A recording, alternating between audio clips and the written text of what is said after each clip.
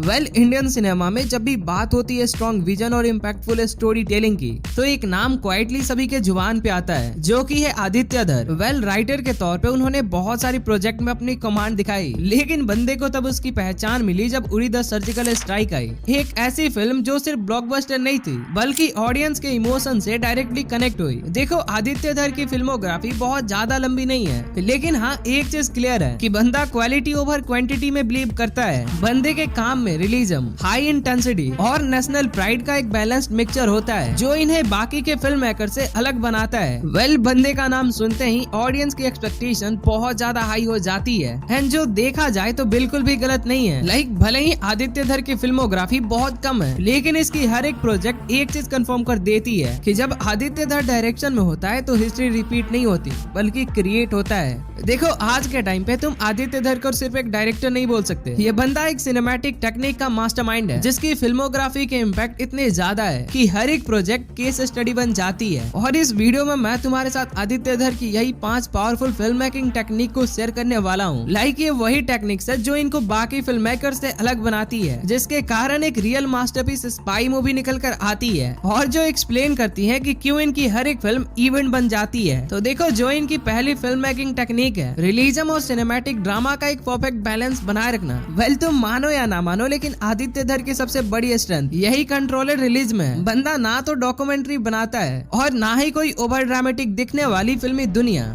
हर एक चीज तुम्हें एकदम परफेक्ट देखने को मिलेगी, एकदम डाउन टू अर्थ। एग्जाम्पल के लिए तुम Uri the surgical strike movie को देख सकते हो कि इस मूवी में बाकी के स्पाई मूवीज की तरह आर्मी को ग्लैमरस नहीं दिखाया गया। इस मूवी में तुम्हें आर्मी की उन रियल लाइफ को देखने को मिली जो उनके साथ डेली घटता है, उनकी हार्ड वर्क, उनकी dedication, and the most important thing कि आदित्य धर ने सोल्जर्स को सुपर हीरो नहीं दिखाया कि तुम जैसा कि दूसरे स्पाई मूवी में देखते हो कि हीरो की एक्टिंग काफी ड्रामेटिक म्यूजिक के साथ होती है, जहाँ एक तरफ लाउड बीजीएम चल रहा होता है तो दूसरी तरफ स्लोमो वॉक। ये सभी चीजें काफी कार्टूनिस्ट बना देती हैं। और इसके साथ ही इन सभी स्पाई मूवी की एक और गलती होती है कि चाहे वॉर किसी के साथ हो, जीतेगा अपना हीरो ही। मतलब एकदम स्टूपिड आइडिया के साथ ये लोग मूवी बनाते हैं, लेकिन ये गलती तुम आदित्य धर की मूवी में नहीं देखोगे। उनके फियर, फ्रस्ट्रेशन, साइलेंस सब कुछ रियल लगता है, लेकिन साथ ही बैकग्राउंड स्कोर स्ट्रेटेजिक होता है, जहां dialogues Panchi and climax cinematic होता है। और देखो, यही बैलेंस ऑडियंस को रियल फील कराती है।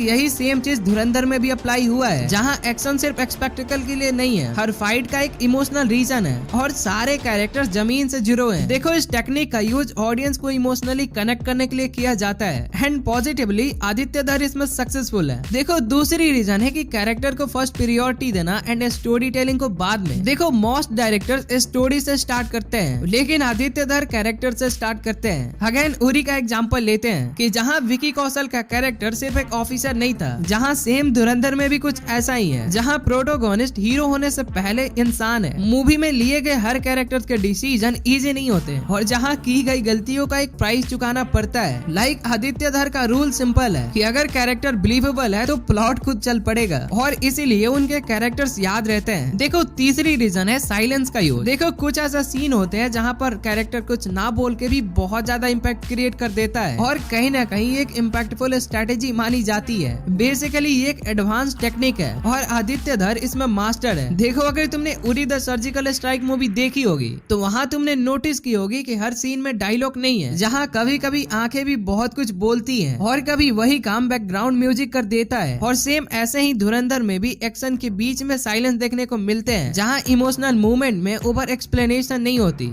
हर सीन ऑडियंस को सोचने के लिए टाइम देती है। और देखो, कहीं ना कहीं यही एक स्ट्रेटेजी होती है जो ऑडियंस और उस कैरेक्टर के बीच इमोशनल बॉन्ड क्रिएट करती है। देखो, किसी भी मूवी में साइलेंट मूवमेंट इसलिए दिया जाता है क्योंकि ऑडियंस उस चीज के ऊपर सोचे, वो उस चीज को सीरियसली ले, ताकि एक गहरा कनेक्शन क्रिएट हो। देखो, चौथी रीजन है इवेंट फिल्म मेंटालिटी। देखो, आदित्य धर नॉर्मल रिलीज पे बिलीव नहीं करते, उनके लिए फिल्म एक इवेंट होती है। जहां उरी में रिलीज से पहले नैरेटिव बिल्ड हुआ, और जहां हाउस द जोश एक इमोशन बन गया। सेम गोज विद धुरंधर, जिसके massive scale, word of mouth driven success और 1300 करोड़ से भी ज्यादा की अर्निंग यही चीज प्रूव की। देखो, 5वीं पॉइंट है कंट्रोल्ड हाइप। ज्यादा इंटरव्यू नहीं, ओवर प्रमोशन नहीं, लेकिन जब ये बोलते हैं तो कंटेंट बोलता है। जहां उरी का क्लाइमेक्स और धुरंधर का स्केल ये चीज बताने के लिए काफी है कि इस बंदे की स्ट्रेंथ कितनी है। Now let's talk about the final conclusion. Vision. तो देखो आदित्य धर की फिल्में टॉप लेवल परफॉर्मेंस इसलिए देती हैं क्योंकि ये बंदा इन 5 टेक्निक्स में मास्टर्ड है।